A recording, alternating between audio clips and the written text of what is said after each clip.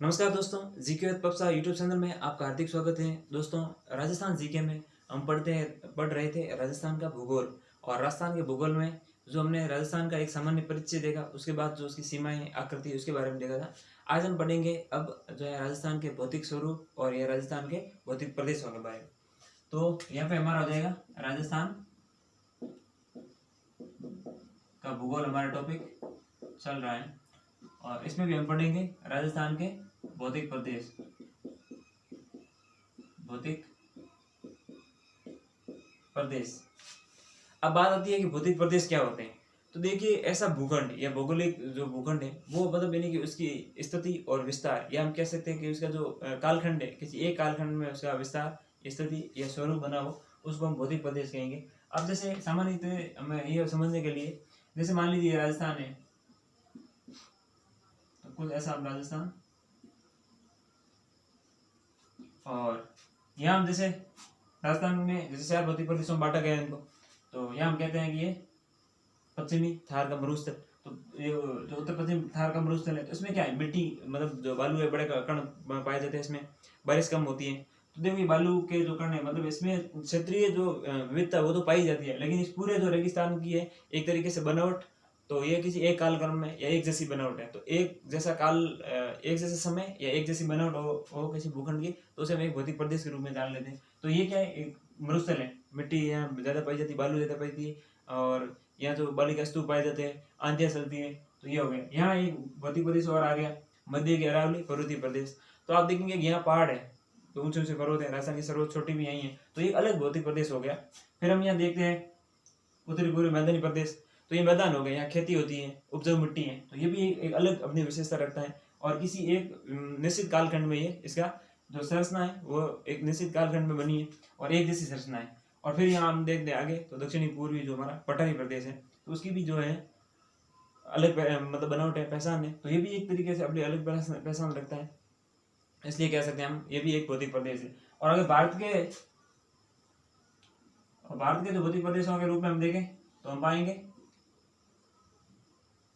ऐसे कुछ हमारा भारत है। तो यहाँ हम देखते हैं ये उत्तर का विशाल पर्वतीय जो पढ़ते हैं हम, उत्तर का विशाल जो पर्वतीय क्षेत्र है वो पढ़ते हैं। फिर आता है उत्तर का विशाल जो मैदान है वो पढ़ते हैं। फिर आता है हमारे प्रायद्वीपीय भारत का पठार, तो यहाँ हम पढ़ते हैं प्रायद्वीपीय भारत का पठार पढ़ते हैं। फिर यहाँ तटीय वो पढ़ते हैं, तटीय मैदान पढ़ते हैं। फिर यहाँ पे जो है द्वीप समूह पढ़ते हैं। तो ये क्या, एक अलग अलग भौतिक प्रदेश हो गए। अब इन सबकी अलग अलग बनावट है। अब जैसे पर्वत है तो ऊपर हाइट में ज्यादा है, और वहाँ की वनस्पति अलग है, वहाँ के जीव जंतु पशु पक्षी वो रहने वाला अलग है, जैव विविधता जलवायु वहाँ के अलग है, मैदान के अलग है, पठार के अलग है। तो इसी प्रकार राजस्थान को भी क्या है, 4 भौतिक प्रदेशों में बांटा गया है, और अलग अलग भौतिक प्रदेश की बनावट अलग अलग है, अलग अलग कालखंड में है, और अलग अलग इसकी क्या है, विविधता या विशेषता है। अब हम देखेंगे, तो ये हो गया मतलब मुख्य भौतिक प्रदेश जो किसी एक यानी कि कालखंड में बने हुए हो, और उसकी जो स्थिति विस्तार और जो संरचना है वो मतलब एक जैसी हो। तो ये हम इसमें देखते हैं। अब इसमें जैसे मरुस्थल है, तो उसकी संरचना तो एक जैसी ही है, लेकिन कहीं कहीं है जो अलग चीजें पाई जाती हैं, वो मतलब कुछ विविधता भी हो सकती है, उसे हम क्षेत्रीय विविधता कह सकते हैं। तो ये जो हम पढ़ेंगे आज भौतिक प्रदेश।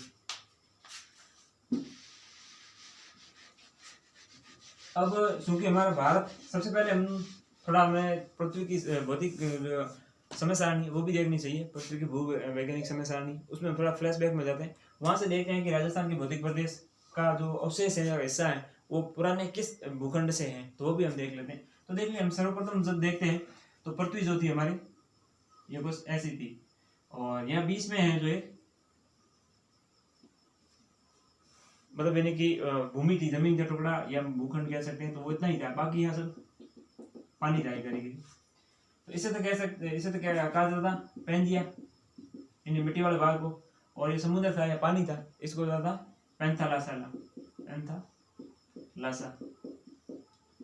लेकिन कुछ समय बाद पृथ्वी गर्म हुई, ठंडी हुई, प्रक्रिया होती रही लंबे समय तक। विभिन्न प्रकार की यहाँ पवनों गति करती रही, कभी गर्म हुई कभी ठंडी हुई। तो विभिन्न प्रक्रियाओं के दौरान ये जो है, या फिर यहाँ से पानी है कभी ऐसे कभी ऐसे, तो चक्रवातों की तरह घूमता हुआ, या पानी मतलब आपको पता है धीरे धीरे दरार बना लेता है और अपना रास्ता खुद ढूंढ लेता है। तो ऐसे करते करते यहाँ एक दरार आ गई, तो ये जमीन है 2 भागों में टूट गई, और ये जो 2 भागों में टूटी तो खिसक गई थोड़ी इधर एक तरीके से। और यहाँ जो पानी भर गया, तो यहाँ जो बीच में पानी भरा वो तो बन गया 33 सागर। 35 सागर। और ये जो ऊपर वाला भाग था तो ये बन गया अंगारा लैंड या अंगारा भूमि के नाम से जाने लगा। और ये जो नीचे वाला भाग था ये गोंडवाना भूमि के नाम से जाने लगा, यानी इस नाम से ये जो इसकी एक पहचान बन गई। तो अब जमीन पृथ्वी दो भागों में ऐसे बढ़ के बीच में 33 सागर आ गए। अभी पृथ्वी धीरे धीरे मतलब यानी कि और विखंडित होती गई है। मतलब ये कह सकते हैं कि इसकी बनावट में और जो है एक तरीके से जो परिवर्तन आता गया। अब हम विश्व का जो मानचित्र देखते हैं, मैप देखते हैं, तो हम पाएंगे कि ये उत्तरी अमेरिका है यहाँ पे, तो ये कुछ इस प्रकार है। फिर यहाँ से जो है दक्षिण अफ्रीका शुरू हो जाती ये ऐसे, और फिर यहाँ आगे आएंगे हम रूस, ये एशिया वगैरह हम बनाते हैं। और यहाँ जब अफ्रीका बनेंगे तो हम देखेंगे कि कुछ इस प्रकार हो गया जो अफ्रीका हमारा, ये उठता हुआ अफ्रीका यहाँ से ऐसे, फिर यहाँ भारत आ जाएगा, फिर यहाँ,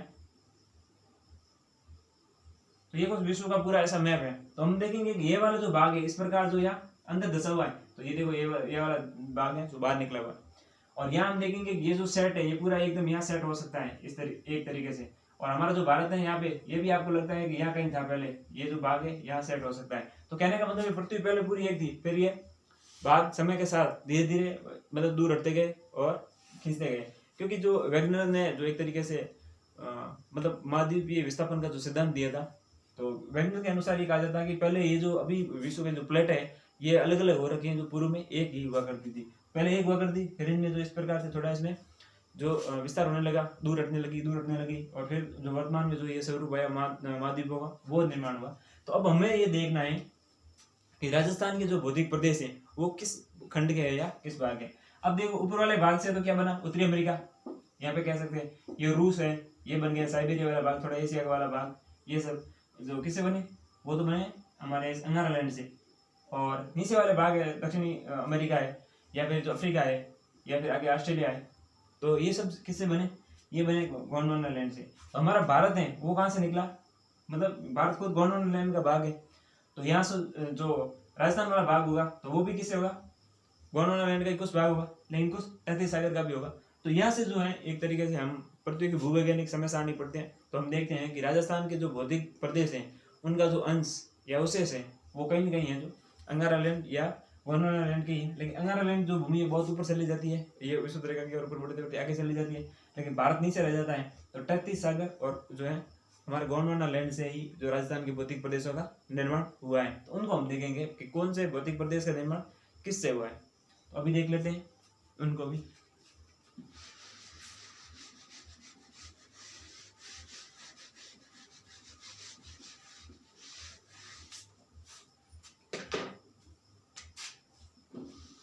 तो यहाँ हम एक छोटा सा मैप बना देते हैं राजस्थान का, जिसे कि हम समझ पाए।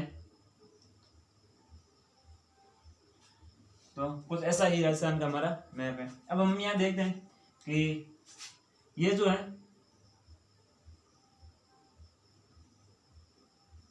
ये 1 नंबर यहाँ लिख देते हैं हम, और फिर ये अरावली हो जाएगी यहाँ पे, और ये जो है यहाँ पे उत्तरी पूर्व मैदानी प्रदेश होती है, अंत में दक्षिणी पठारी प्रदेश, ये 2 नंबर, ये 3 नंबर और ये 4 नंबर। अब हम यहाँ इसको देख लेते हैं कौन सा कब बना। तो पहले नंबर पे हम ले रहे हैं उत्तरी पश्चिमी थार मरुस्थल।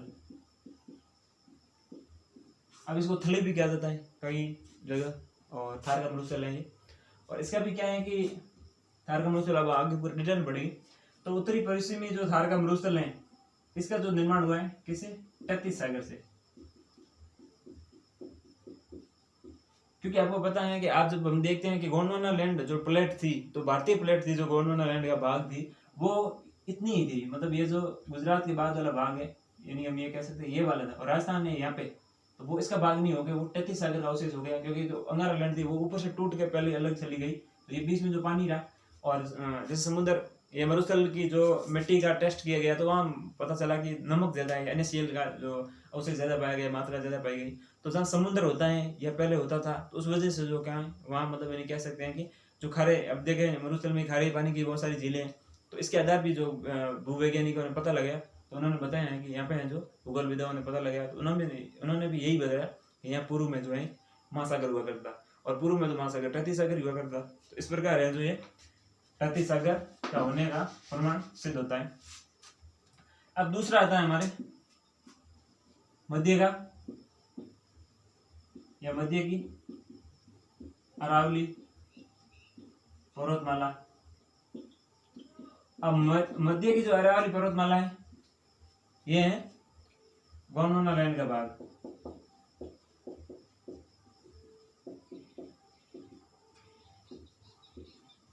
गोंडवाना ये लिख सकते हैं हम, क्योंकि मध्य की अरावली है तो ये जो प्रायद्वीपीय भारत के पठार से मतलब आगे मालवा का पठार आता है, तो इस प्रकार ये थोड़ा बहुत से जुड़ी हुई थी और प्राचीन है, और जो है गोंडवाना लैंड भी बहुत प्राचीन है। इस वजह से जो है अरावली को ये माना जाता है कि वो गोंडवाना लैंड का भाग है।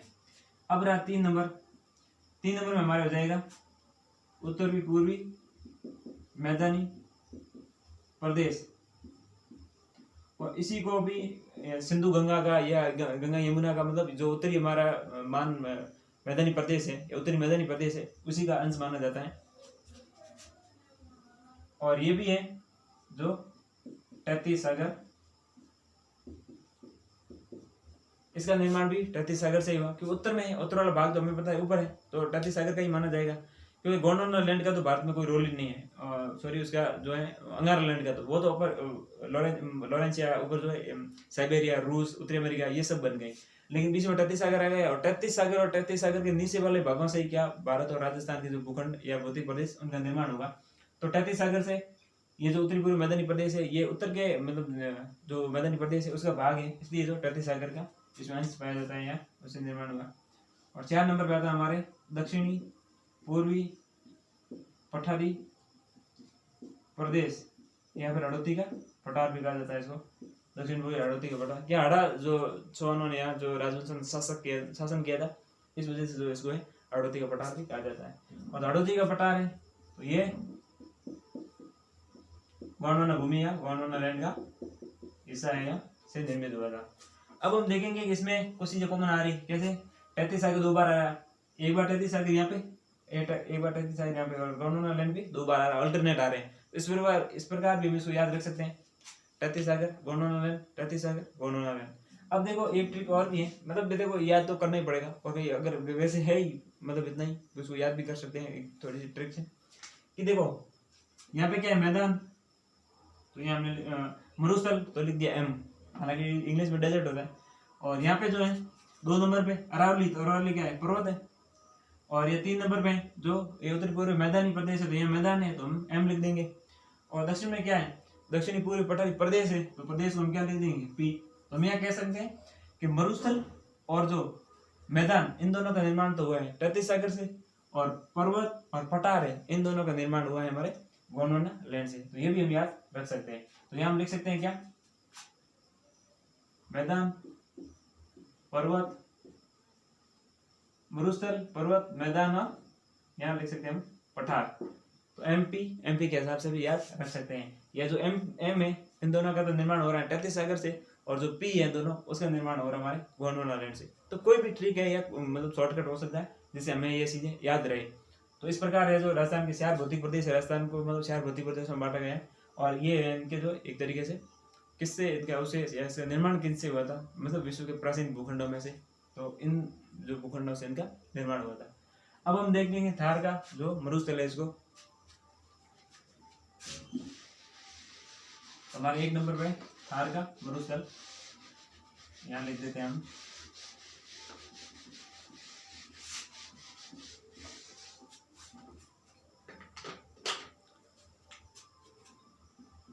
तो हमारा हो जाएगा थार, या फिर लिख देंगे हम उत्तरी पश्चिमी थार मरुस्थल,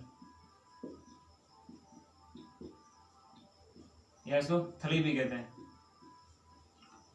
अब जो हमारा थार का मरुस्थल है वो यहाँ राजस्थान में तो जो है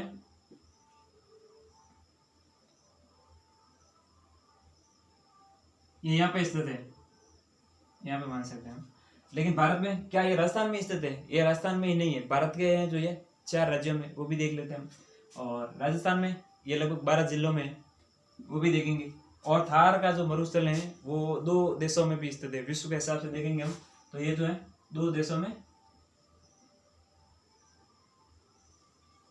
ये ऐसे हम अगर, तो ये थार का मरुस्थल है, यहाँ से शुरू होता है पंजाब हरियाणा होते हुए यहाँ से यहाँ तक गुजरात में, और इधर भी ये जो है इस प्रकार है। तो यहाँ क्या आ जाएगा, पाकिस्तान, पाक और इंडिया, इधर हो जाएगा हमारा भारत। तो हम विश्व के संदर्भ में कहें तो दो देशों में स्थित हैं, और राज्यों के संदर्भ में या भारत के संदर्भ में बात करें तो यहाँ पे पंजाब, हरियाणा, राजस्थान और जो है गुजरात। तो अब हम सोचते हैं पंजाब में वहाँ कैसे होगा मरुस्थल, वहाँ तो ऊपर तो पंजाब हिमालय या वो कई कई बार हम जम्मू हिमालय या कश्मीर हिमालय की बात करते हैं, तो यहाँ तो पहाड़ियाँ होनी चाहिए, ये बात सही है। लेकिन आप देखेंगे यहाँ जो दोआबी क्षेत्र है या मैदानी भाग नदियाँ जो बहती हैं यहाँ पे, तो हम देखते हैं कि यहाँ कहीं ना कहीं मरुस्थल का अंश पाया जाता है, और मरुस्थल है जो पंजाब में पाया जाता है, हरियाणा में भी पाया जाता है, घग्गर नदी का जो पाठ क्षेत्र यहाँ से माना जाता है वहाँ पे। और फिर आगे जो है राजस्थान में तो है ही, और जो आगे गुजरात में भी है, कच्छ का जो रण है यहाँ जो मैदान वहाँ पर है, तो वो भी कहीं कहीं थार के मरुस्थल का थोड़ा सा भाग है। तो ये इस प्रकार है जो हमने देखा। अब भारत वाले को कहा जाता है थार का मरुस्थल, और पाकिस्तान वाले को सोलिस्तान। पता नहीं ये लोग नाम भी अजीब गरीब ही रखते हैं, ऐसे नाम पता नहीं क्यों रखते हैं। अब क्या इसकी मीनिंग क्या होता होगा पता नहीं, वो ही जाने। लेकिन देख दिया उन्होंने, हमें तो पढ़ना ही है, बस इतना ही, इससे ज़्यादा क्या पढ़ना है इसके बारे में। लेकिन हमें भारत और राजस्थान के संदर्भ में हमें पढ़ना ही है, बहुत डिटेल में पढ़ना है। तो यहाँ हम देख रहे हैं कि राजस्थान के भारत के संदर्भ में भी देख लिया हमने। अब देखते हैं कि इसका कुल जो क्षेत्रफल है वो कितना है। तो इसका जो कुल क्षेत्रफल है भारत में वो है 2.33 लाख, यानी कि 2,33,000 वर्ग किलोमीटर, वर्ग किमी। जबकि यही है जो राजस्थान में देखा जाए तो 1.75 लाख वर्ग किमी। तो ये हम देख सकते हैं किसमें, इंडिया में, और ये जो हमारा राजस्थान। तो राजस्थान में जो मरुस्थल है लगभग इतना प्रतिशत है। अब जैसे कुछ लोग सोचते हैं कि राजस्थान में मतलब सच में तो मरुस्थल ही है, वहाँ कुछ होता ही नहीं है क्या, फिर लोग वहाँ कैसे रहते हैं। और आपको पता है कि ये जो थार का मरुस्थल है भारत के संदर्भ में देखें तो विश्व के सबसे घनी आबादी वाला, कि मतलब सबसे ज़्यादा लोग यहाँ रहते हैं, और इसको सबसे युवा भी माना जाता है। क्योंकि जब पृथ्वी की भूवैज्ञानिक समय सारणी पढ़ते हैं तो हम उसमें देखते हैं कि जो होलोसीन युग है, यानी कि सबसे अंत का युग है, उस समय जो तटीय सागर का निर्माण होता है या जो है मरुस्थलों का निर्माण होता है। और इस वजह से क्या है कि जो पृथ्वी की भूवैज्ञानिक समय सारणी में सबसे अंत में बना हुआ होता है मरुस्थल, तो इसलिए सबसे युवा है। दूसरी, यहाँ सबसे ज़्यादा आबादी पाई जाती है, ये भी एक तरीके से इस मरुस्थल का जो हम इम्पोर्टेंस देख सकते हैं। आज हम सिर्फ मरुस्थल का एक तरीके से वैश्विक स्तर से, फिर इंडिया राष्ट्रीय स्तर से, इंडिया इंटरनेशनल, और फिर जो है बारी ढांचा देख रहे हैं। अंदर में से इसको डिटेल में बाद में कल से पढ़ेंगे हम, तो हम अंदर से जो इसका शुष्क मरुस्थल, अर्धशुष्क मरुस्थल, फिर इसकी जो और भी विशेषताएं हैं उनको भी देखेंगे। अभी मैं इसका सिर्फ एक वो कहते हैं ना खाका देखा है कि जो कहाँ स्टैंड करता है एक तरीके से, मतलब इसकी क्या इंपॉर्टेंस है विश्व स्तर पे, नेशनल, इंटरनेशनल और साथ ही भारत में। इस प्रकार जो है थार का मरुस्थल यहाँ राजस्थान में। तो यहाँ पे मतलब जैसे पंजाब हरियाणा, मेरे भी काफ़ी मित्र हैं पंजाब हरियाणा वाले, तो वो फेसबुक फ्रेंड है, तो कई बार जैसे मैसेजिंग होती है तो बात होती है, तो बोलते हैं कि राजस्थान में तो 60% जो है, आपको पता है योजना आयोग के अनुसार, पहले अभी तो यहाँ नीति आयोग आ गया, तो योजना आयोग के अनुसार 61.11% पे क्या है मरुस्थल है। और किसी चीज़ में आप मान लीजिए कि 60% या 61% मरुस्थल है, तो फिर वहाँ क्या रहेगा ऐसा। तो मतलब अरावली के इधर मरुस्थल है और उधर जो है इधर से मैदान पठार ये चीज़ आ जाती है, तो उधर आपको पता ज़्यादा जो सॉरी, तो ज़्यादा उधर विकसित है, विकास भी ज़्यादा हुआ है राजस्थान का, ये देखा जाए तो पूर्वी या जो दक्षिण पूर्व राजस्थान है और उत्तर पूर्वी दक्षिण तीनों को हम कह सकते हैं, तो ज़्यादा विकास हुआ है। जनसंख्या घनत्व भी ज़्यादा है, शिक्षा, एजुकेशन, सब कुछ वहाँ पे ज़्यादा है, जो उद्योग हैं, उद्योग सेक्टर हैं, मतलब सर्विस सेक्टर, सब वहाँ ग्रोथ की, अर्थव्यवस्था की जो मतलब यानी कि पहिया है वो मुख्यतः जो बाहर है पूरा पूर्वी दक्षिणी या हम कह सकते हैं उत्तरी राजस्थान में, लेकिन यहाँ पश्चिम में देखा जाए तो कम है। तो इसलिए कहा जाता है कि तो काफ़ी मित्र पूछते हैं कि आप पीते क्या हुए, पानी कहाँ से, मरुस्थल में पानी नहीं होता है, इतनी कमी होती है। तो उनको मैंने बताया ऐसा कुछ नहीं है, वहाँ खेती होती है, इंदिरा गांधी नहर से आप जैसलमेर तक, बाड़मेर तक पहुँच गई है खेती, गंगानगर हनुमानगढ़ तो है ही, उसके साथ ही जैसलमेर बाड़मेर तक फलोदी या जोधपुर का जो एरिया है, और साथ ही जालोर तक इसकी जो है वो नर्मदा नहर आ जाती है जालोर में। तो इतना मतलब यानी कि मरुस्थल में सिंचाई की जाती है। अब वहाँ केवल जो रेत के टीले वो ही नहीं रहते हैं या बालिका स्तूप भी नहीं है, तो वहाँ मतलब खेती भी की जाती है और पशुपालन होता है, और विंड एनर्जी के लगाई गई है वहाँ पे, पवन ऊर्जा अच्छी जो उत्पादित होती है। इस प्रकार मरुस्थल के और भी पर्यटन स्थल के रूप में भी डेवलप हो रखे हैं। सम डेजर्ट जो यहाँ पे हैं जैसलमेर में, तो सम के दौरों पे जो वहाँ टीले बने हुए हैं वहाँ तो 31 दिसंबर को आप देखते हो तो वहाँ मतलब पहले आपको जो है ऑर्डर बुक करवाने पड़ते हैं, वहाँ जगह नहीं मिलती है लोगों को एक तरीके से अपनी जो है वहाँ घूमने के लिए या जो 31 डे मनाने के लिए पार्टी मनाने के लिए जगह तक नहीं मिलती, इतना मतलब यानी कि वहाँ भीड़ हो जाती है। तो मतलब रोजगार के अन्यत्र बहुत साधन है। और इस प्रकार रेगिस्तान का मतलब ये नहीं है कि वहाँ पानी देखने को नहीं मिलता है, ऐसी बात नहीं है, खूब पानी की तो है ही, मतलब है कमी, लेकिन इतनी भी कमी नहीं है कि लोग वहाँ रहे ही नहीं। और विश्व का हम देखते हैं तो ये तो हो गया भारत का या पाकिस्तान और भारत के में स्थित है विश्व स्तर पे थार का मरुस्थल, और राजस्थान में सबसे ज़्यादा है राज्यों के हिसाब से देखें। और विश्व के हिसाब से देखेंगे तो यहाँ हम देख लेते हैं, यहाँ लिख सकते हैं विश्व, विश्व में सहारा मरुस्थल, और सहारा मरुस्थल है ये उत्तरी अफ्रीका में, अमेरिका नहीं है, उत्तरी अफ्रीका में, उत्तरी अफ्रीका, ये जो उड़ता हुआ अफ्रीका जिसे हम ऐसे बनाते हैं, तो ये यहाँ पे स्थित है। और यहाँ पे भी 10 देशों में स्थित है। और यहाँ जो इसका सबसे विश्व का सबसे गर्म स्थान है जो अल अजीजिया, ये लीबिया में पड़ता है, अल अजीजिया नाम ही इसके जो फारसी भाषा में है, पता नहीं कौन सी भाषा में, तो ये जो अल अजीजिया है तो ये अरबी भाषा में हो सकता है। तो अल अजीजिया है जो ये लीबिया में स्थित है और विश्व का सबसे गर्म स्थान मतलब इसको माना जाता है। तो ये उत्तरी अमेरिका में उत्तरी अफ्रीका में स्थित जो सहारा मरुस्थल है विश्व का सबसे बड़ा मरुस्थल है। यहाँ लोग रहते ही नहीं, मतलब यानी कि जनसंख्या घनत्व तो सबसे जो कम है वो मतलब यानी कि दूसरे मरुस्थलों में, जबकि हमारा जो मरुस्थल है ये थार मरुस्थल है, इसमें सबसे ज़्यादा लोग रहते हैं, जन घनत्व तो ज़्यादा है। और ये मरुस्थल मतलब यानी कि इसका कुछ मरुस्थल होने के कारण इसको मरुस्थल कहा जाता है। बाकी अब जैसे स्थिति सामान्य हो रही है, बाद में धीरे धीरे ये जो मरुस्थल जो कहीं कहीं एक तरीके से मरुस्थल नहीं कहलाया जाएगा, फिर इसका नाम कुछ और रखना पड़ेगा। और फिर इसमें हम ये देख सकते हैं कि एक होता है मार्स का मतलब मार्स ऑफ डेजर्ट,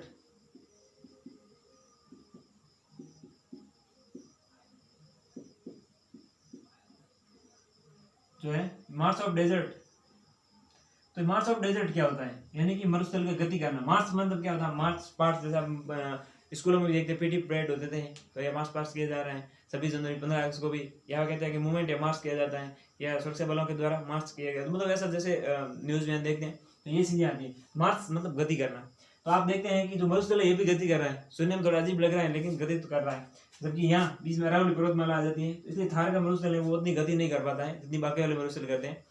और हमारा जो उत्तर पश्चिमी जो थार का मरुस्थल है, ये जो अफ्रीका में सारा मरुस्थल है जिसको ग्रेट पैलियोजोइक जो आर्कटिक सारा मरुस्थल कहा जाता है, उसी का ही भाग है, क्योंकि ये चीज टूट के भी वहीं से आई। हमारा भारत कुछ इस प्रकार है, ये आप देखेंगे, यहाँ से हम देखते हैं तो ये इस प्रकार है, लेकिन ये पहले यहाँ पे था ऐसे, लेकिन ये जो ऊपर गया तो यहाँ से प्लेट जब टूट के गई तो आपको पता है वो कहते हैं ना हमें झटका तो लगता ही, और ये झटका लगा तब ये यहाँ से नीचे हो गया, यहाँ से ऊपर हो गया। तभी हम देखते हैं कि यहाँ पे जो अनाईमुडी है या जो हमारे इसकी पश्चिमी घाट की पहाड़ियां हैं ये ऊपर उठी हुई है, पश्चिमी घाट का जो दक्षिणी भाग है वो ऊपर उठा हुआ, क्योंकि ये टूटने के बाद ये आगे से गति कर रहा था तो ये पीछे ऊपर हो गया। अब जैसे मान लीजिए कोई गाड़ी, आप ये देख लीजिए एक बार, अब जैसे कोई यहाँ से कोई गाड़ी पीछे से टक्कर मारेगी तो ये मान लीजिए ऐसे है, पीछे से टक्कर मारने के बाद ये ऊपर होगी ना ऐसे, तो यही होगा। अब ये जो गोंडवाना लैंड वाली जो मतलब यानी कि प्लेट थी तो वो अंगारा लैंड से टकराई, उसमें टैती सागर आ गया, तो ये दोनों टकराई तो ऊपर हिमालय बन गया, टैती सागर ऊपर उठ गया, या टैती सागर से जो गाद था वो ऊपर उठ के हिमालय बन गया, ये ऐसे टकरा गए, थोड़ा इधर हो गया और फिर ऊपर उठ गया। तो यहाँ जो दक्षिण भारत की जो अनाईमुडी या सर्वोच्च चोटी है वो देखते हैं नीलगिरी की पहाड़ियाँ, तो ये क्या ऊपर उठी हुई हैं। तो दक्षिणी भारत में प्रायद्वीपीय भारत का जो पश्चिमी घाट है वो दक्षिण भाग से ऊपर उठा हुआ है, उसका कारण यही है, तो इस प्रकार से ये उठा हुआ है। तो इस वजह से जो यही था और वो वहां चला गया, इसलिए जो थार का रेगिस्तान, अब ये थार का सारा मरुस्थल यहाँ पे और थार का मरुस्थल यहाँ पे, इन दोनों को जब वापस जोड़ेंगे तो ये बिल्कुल सेट हो सकते हैं। हालांकि इसमें कुछ चीजें टूट गई है, मॉरिशस वगैरह है, मेडागास्कर वगैरह है, ये भारतीय प्लेट से छटे हुए थे, और जब भारतीय प्लेट गति करते आगे गई थी पीछे रह गए। और श्रीलंका है, पता नहीं श्रीलंका क्यों नहीं टूटा, वो अभी भी जुड़ा हुआ है। तो ये हम देख सकते हैं, इस प्रकार हमने जो राजस्थान के बौद्धिक प्रदेश शुरू किए, और जो इसमें हमने मरुस्थल को थोड़ा सा मतलब बाहर से इसका खाका देखा है। अब अंदर कल हम इसे अंदर घुसेंगे और देखेंगे यहाँ पे क्या क्या इंपॉर्टेंट चीज़ें वो पढ़ेंगे, एग्जाम की दृष्टि से भी जो हम इंपॉर्टेंट चीज़ें ध्यान रख सकते हैं। तो इसका क्षेत्रफल मार्स ऑफ रेगिस्तान, यानी कि रेगिस्तान की गति करना ही मार्स ऑफ रेगिस्तान कहा जाता है। तो आज हमने ये जो राजस्थान के बौद्धिक प्रदेशों में थोड़ा बहुत, यानी कि थार के मरुस्थल जो पहला हमारा बौद्धिक प्रदेश को देखा, और साथ ही राजस्थान के बौद्धिक प्रदेश है उनका किस कालखंड में निर्माण हुआ, या किस कालखंड के अवशेषों के रूप में ये विद्यमान है, वो भी हमने देखा है। तो उम्मीद करते हैं ज़रूर कुछ सीखने को मिला होगा इस वीडियो से। और अगर हमारा ये वीडियो पसंद आता हो तो उसको लाइक करिए, शेयर कीजिए, कमेंट कीजिए और चैनल को सब्सक्राइब कीजिए। धन्यवाद।